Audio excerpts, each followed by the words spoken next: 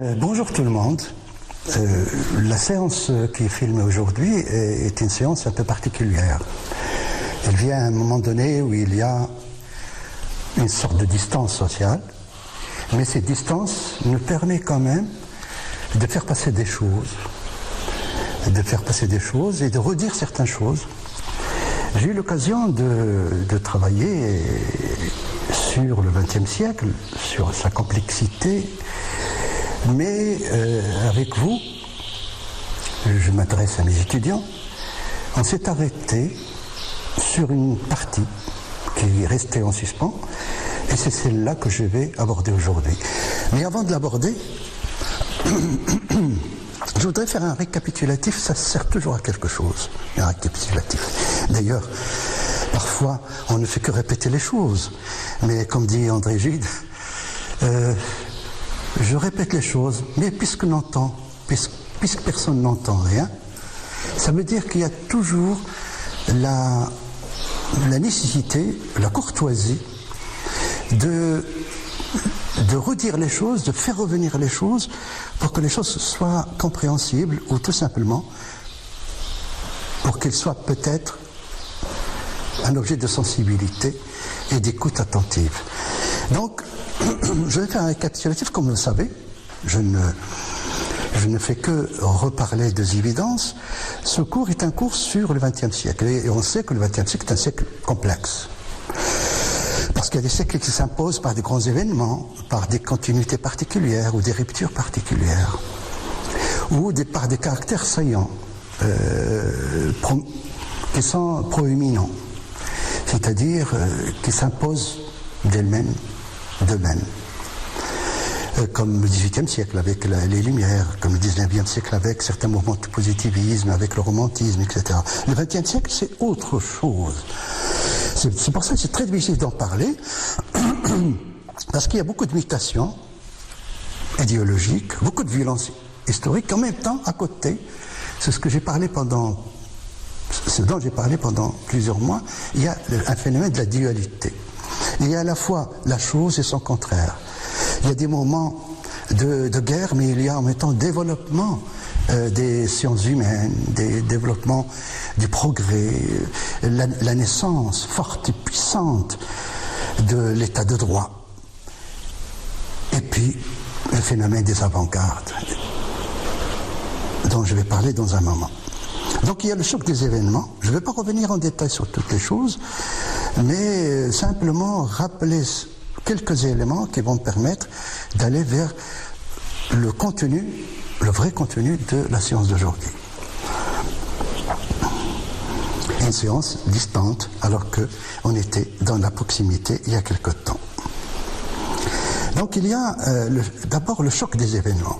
Un siècle qui a vécu à la fois deux guerres, la crise économique, les crashs, les phénomènes de décolonisation, l'événement de 68 qui n'est pas rien, même s'il y a des personnes qui, d'une manière ou d'une autre, rétrospectivement, ou de façon révisionniste, essaient de lui donner une sorte de lui ôter plutôt l'importance qu'elle a eue en tant que mouvement social, en tant que mouvement de mutation spirituelle ou mentale ou intellectuelle. Vous pouvez choisir le terme qui vous convient. Mais il y a une chose qui est importante. Le XXe siècle, c'est le résultat de tous les siècles. Je fais une synthèse, une petite synthèse. C'est le résultat de tous les siècles parce qu'on croit qu'une chose advient à partir de rien. Aucune chose n'advient à partir de rien. Aucune chose n'advient ex nihilo. Toute chose vient des possibilités déjà exercées par l'histoire. C'est ce qu'un grand historien français, Norbert Elias, appelle la dynamique aveugle de l'histoire. C'est-à-dire quelque chose qui est là parce qu'il y a eu quelque chose avant. Mais à un moment donné, ce mouvement est un mouvement en surface, mais travaillé en profondeur par toutes les choses passées. Il ne faut pas oublier que la constitution de la démocratie, l'état de droit au XXe siècle, par exemple, j'en ai parlé, je vous avertis, je ne fais qu'une petite synthèse au départ, au début de cette séance, que les résultats du XVIIIe siècle, de la Révolution française, ne sont apparus que plus tard. Parce qu'après les événements de la Révolution française et la terreur qui s'en est suivie, il y a eu une sorte de ressac, parce qu'il y a eu le retour de la monarchie, de Napoléon, il y a eu les événements de 1848, il y a eu des tas de phénomènes qui sont des phénomènes rétrogrades conservateurs. Donc le résultat de la Révolution française n'est apparu que plus tard. L'idée des Lumières, l'idée de l'humanisme de la Renaissance, c'est quelque chose qui a pu être récupéré par une sorte de cumulation, d'augmentation intellectuelle de la société. Et c'est plus tard, après le XIXe siècle, qu'on a eu les vraies républiques françaises, qu'on a eu les changements jusqu'à la Ve République française. Mais je ne suis pas là pour faire l'histoire de la France, cela n'est pas important. Ce qui est important, ce sont comment appeler ça, l'imaginaire mental des sociétés, l'épaisseur. Foucault appelle ça l'épistémé, c'est-à-dire ce qui est le soubassement des choses.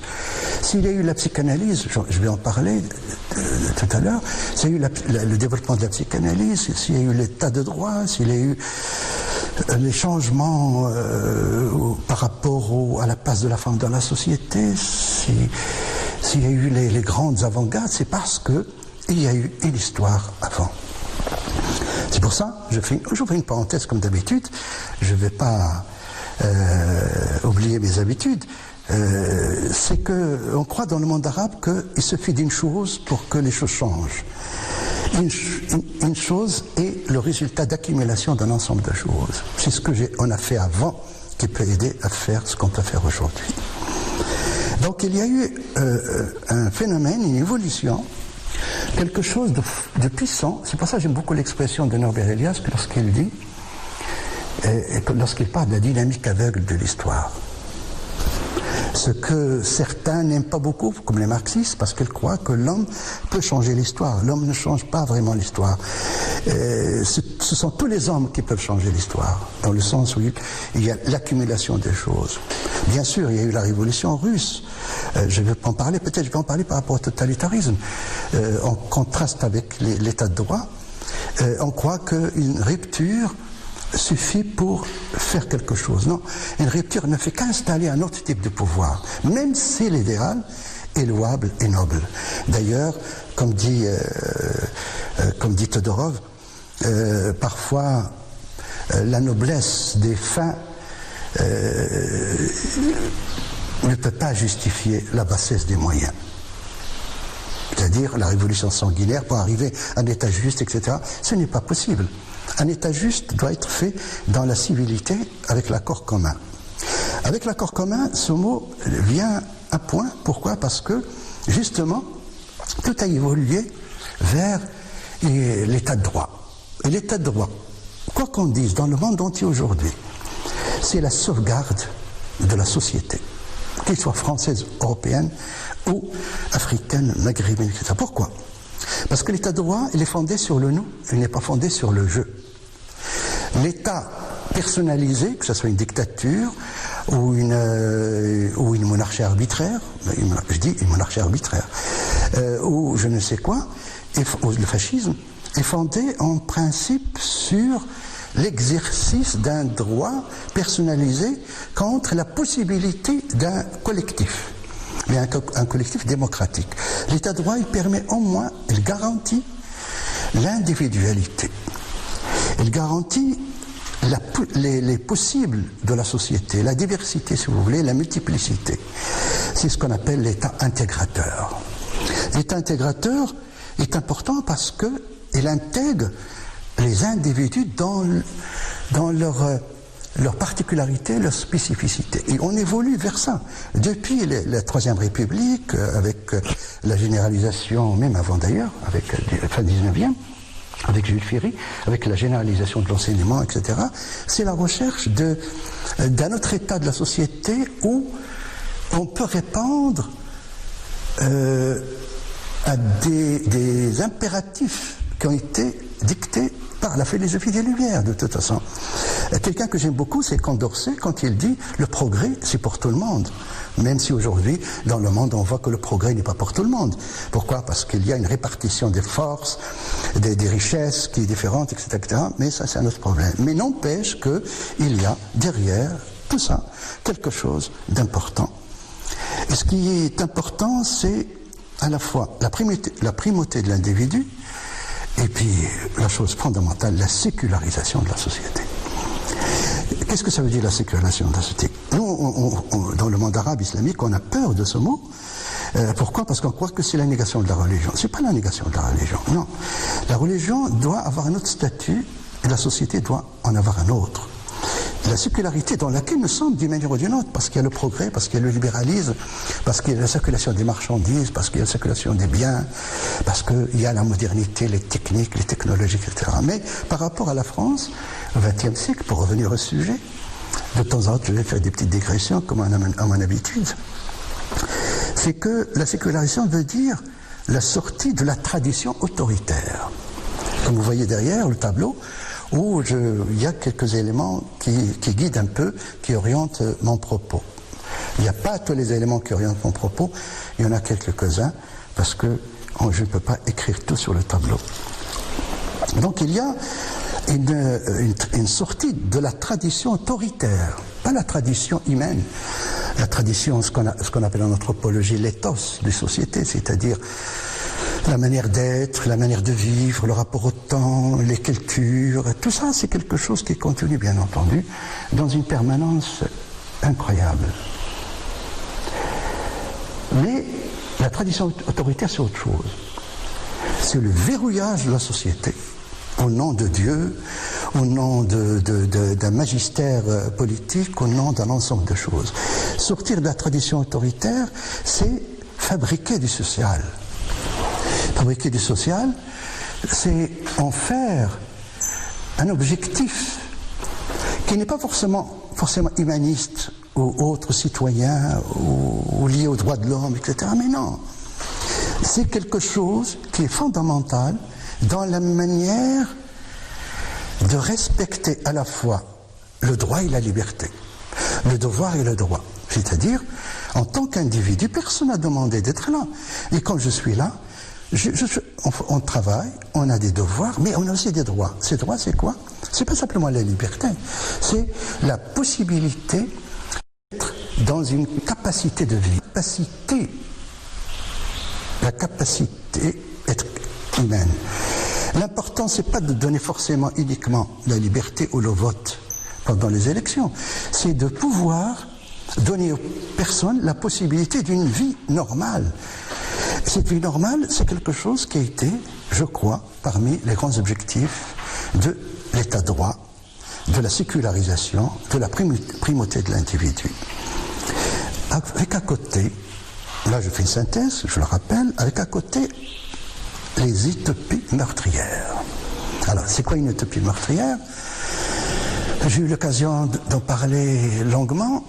Les utopies meurtrières, c'est considérer que il y a un système qui peut remplacer tous les systèmes, et qui peut être un idéal, une utopie sur la Terre, comme le communisme, comme le fascisme à sa manière, comme le nazisme, parce que le nazisme est fondé sur une utopie de la race, etc.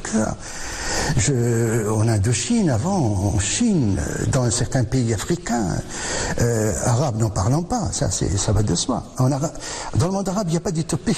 Il n'y avait pas d'utopie, il y a eu tout simplement usurpation de l'autorité et des pouvoirs, ce qui est complètement différent, parfois au nom des révolutions, comme en Algérie, comme en Syrie, comme en Irak, etc. Comme vous voyez, je fais parfois des lectures transversales sur le plan historique. Ça permet simplement de voir un peu que les choses gardent toujours leur acuité philosophique et politique. Donc il y a un idéal meurtrier dans le sens où on croit que on peut arriver à autre chose, dépasser la démocratie, dépasser les droits, pour un état de réalisation du désir humain, ce qui est impossible parce que les hommes restent toujours des hommes dans leur perversité, etc., on voit l'échec un peu des grands systèmes totalitaires, etc. Alors, comme a dit Hannah Arendt, qui a fait un travail magnifique sur le totalitarisme, il dit, le problème avec le totalitarisme, ce n'est pas l'échec de l'idéal, c'est le fait d'assujettir les individus à des chiffres. La personne n'a plus d'importance. Il ne représente que l'ensemble et il doit accepter, servir un idéal qui n'est pas fait pour lui, qui est un idéal global, généraliste, utopique et malheureusement fondé sur la violence de l'histoire, la violence contre les individus. Ceci montre que le XXe siècle est à la recherche de quelque chose. Je vais en parler dans un moment, mais dans ce moment que je me donne pour faire un récapitulatif, il est fondé sur l'idéal du progrès. Le progrès, même si aujourd'hui on conteste l'idée du progrès, on sait que, avec ce qui se passe maintenant aujourd'hui, on sait que la mobilité des biens, des hommes, etc., c'est aussi la mobilité des maladies, la mobilité des choses qui sont le revers de la médaille, qui sont des choses impossibles. La mondialité n'est pas simplement une mondialité de progrès, c'est pas simplement le cosmopolitisme, c'est pas simplement le progrès, c'est pas simplement l'émancipation des peuples, c'est aussi les écarts, le désordre, la manipulation, la prédation et, comme on voit aujourd'hui, la violence de tout ce qui, normalement, est une source négative pour l'histoire et pour les autres. Mais l'idéal du progrès est quelque chose de très important, dans le sens où il y a comme une, mathématique, une asymptote, c'est-à-dire un mouvement vers le haut, parce qu'on croit que ce qui demain va être meilleur qu'hier et ainsi de suite. Ce qui est le cas. Il y a des choses, sauf ce qui se passe maintenant, qui contredit un peu les choses, mais c'est le cas dans le sens où la technologie, la disparition de la famine, un certain niveau de vie dans beaucoup de pays qui étaient dans la pauvreté, il y a des choses qui se créent, qui sont acceptables. En Europe, par exemple, qui quand même, malgré les crises, malgré la difficulté de l'Europe, malgré les failles, les impasses, les malentendus historiques, politiques, économiques surtout, etc., quand on voit que le monde, que les États-Unis aujourd'hui sont gouvernés par un idiot, ce qu'on peut appeler un idiot international, il y a quelque chose qui insulte notre intelligence, qui insulte notre façon de voir le monde. Le monde mérite mieux, mérite des hommes éclairés. Mais bon, malgré ça, il y a le progrès qui importe comme une dynamique qui a été soutenue par la Renaissance du XVIIIe siècle, surtout le XIXe. Et c'est ça qui importe. Mais en même temps, ça veut dire quoi? Ça veut dire, je reprends le terme de dualité, il y a souvent des dualités. Il y a progrès, il y a régression. Progrès en France, il ne faut pas oublier que les femmes n'ont commencé à voter qu'en 1945. Avant, la Turquie, par exemple, avec Mustafa Kemal qui a fait des efforts dans ce sens-là. La femme n'a pas le droit d'avoir un carnet de chèques à la banque, un compte à la banque, sans l'autorisation du mari. Comme nous, au Maroc, on a heureusement un peu changé certaines choses. On n'a pas changé beaucoup de choses, mais on a changé certaines choses. C'est-à-dire comment, à un moment donné, la femme n'a pas le droit d'avoir le passeport, etc., sans l'autorisation. Bon, ça change. Il y a des choses qu'il faut développer. C'est pour ça que le progrès est une dynamique historique terrifiante, parce que il faut savoir sortir de la tradition autoritaire. C'est celle qui a permis à certaines sociétés d'aller vers certaines choses. Et le dernier point de cette récapitulation rapide, c'est il y a toujours des crises et leur dépassement. La Première Guerre mondiale, c'était une grosse crise. La banqueroute financière, c'était une crise. Il y a eu plusieurs crises. 68, la décolonisation, Aujourd'hui, on est dans une crise incroyable. Et ça va annoncer peut-être des choses, je n'en sais rien.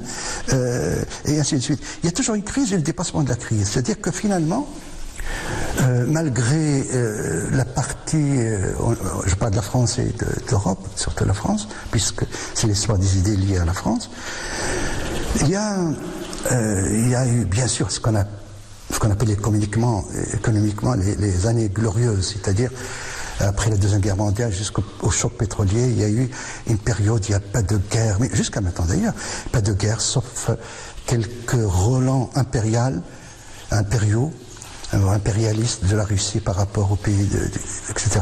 La Turquie qui veut retrouver son magistère géopolitique d'avant, etc. Parfois, il y a le retour de l'histoire de façon un peu tragicomique, comme dirait Karl Marx. Mais là, ce que j'appelle le dépassement de la crise, c'est que tout est fait à partir d'une carence. En épistémologie, Karl Popper parle de façon sérieuse, j'utilise ce qu'il dit de façon métaphorique. Il parle de la compactification, c'est-à-dire il y a toujours des cases vides qu'il faut remplir. La science évolue tout le temps. La société, c'est la même chose. On arrive à des choses, on arrive à des victoires politiques, autres, mais en même temps, il y a des moments de régression. Et puis il fallait relancer les choses et ainsi de suite. On voit que l'avortement qui est une grande victoire pour les femmes, dans certains pays en Europe, il y a des mouvements qui veulent revenir à une certaine pureté, à un certain puritanisme et à un traditionnalisme, etc. etc. Bon, l'abolition de la peine de mort en France a été une victoire humaniste. Mais il y a des personnes qui veulent réinstaurer la chose, etc. Ça veut dire qu'il y a toujours la chose et son contraire. Mais s'il y a la chose et son contraire, il y a quand même un bénéfice formidable. C'est la dynamique de l'histoire, la dynamique politique. Malgré les impasses, malgré tout cela, il y a quand même la consistance de l'état de droit.